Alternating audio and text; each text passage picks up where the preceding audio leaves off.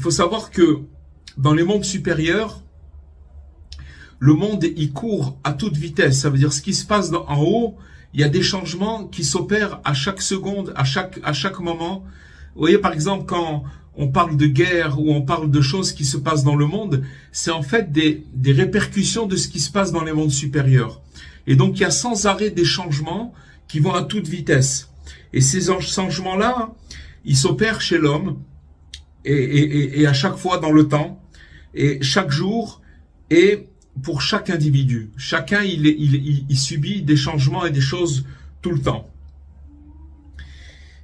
Parce que un tel, aujourd'hui, vu ses actes et son âme, alors il doit être éprouvé précisément dans un certain domaine. Alors qu'un deuxième, il doit subir une épreuve d'un tout autre registre. Donc, on voit que, déjà, que ce monde, c'est pas un monde, c'est un monde où on doit passer par des choses, et que c'est la volonté d'Hachem, et que, bien entendu, ce qu'il fait avec nous, c'est que seulement pour nous amener vers le bien, et que c'est pour notre bien. Pourquoi c'est pour notre bien? Parce que tout ce qu'on vit dans ce monde-là, c'est que par rapport au monde à venir, au monde futur. C'est pas par rapport à ce monde-là. C'est-à-dire que ce monde-là, c'est pas une finalité, puisque après, il y a encore un autre monde qui est beaucoup plus grand et qui est beaucoup plus long que celui-ci. Le monde dans lequel on vit ici, il a une durée très très très limitée par rapport à l'infinité qui se passe après. Et si vous voulez, tout ce qu'on vit dans ce monde-là, c'est pour préparer ce monde futur.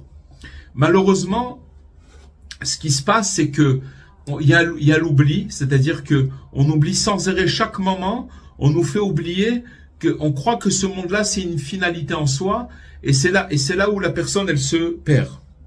Alors il dit Rabbi Nathan, quoi qu'il en soit, tous ont en commun d'être accablés de soucis, de désagréments et de souffrances innombrables. Et tous ne possèdent, pour se régénérer et se consoler, que ce qu'ils saisissent de saint chaque jour.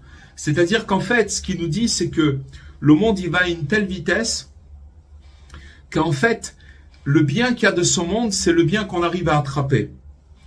Que ce soit dans l'étude de la Torah, ou dans la prière, ou dans le fait de donner de l'aumône, ou de faire de la bienfaisance, toutes ces actions-là qui sont éternelles et qui restent dans la vie d'un homme. Et tout le mauvais côté, il est là pour nous faire oublier que ce monde-là, il nous fait croire que ce monde-là, il va durer des milliers d'années. On pense que c'est un truc qui va durer très très longtemps, alors qu'en vérité, un jour, ça va s'arrêter. Et ce qui reste finalement, c'est le bien qu'on a attrapé. Le bien qu'on a attrapé, c'est ça, le bien éternel qu'on a attrapé. Parce que grâce à cela, on pourra gagner une réussite éternelle. Et il nous dit, Rabbi Nathan, qu'en dehors de cela, tout est pure vanité. Tout est pure vanité.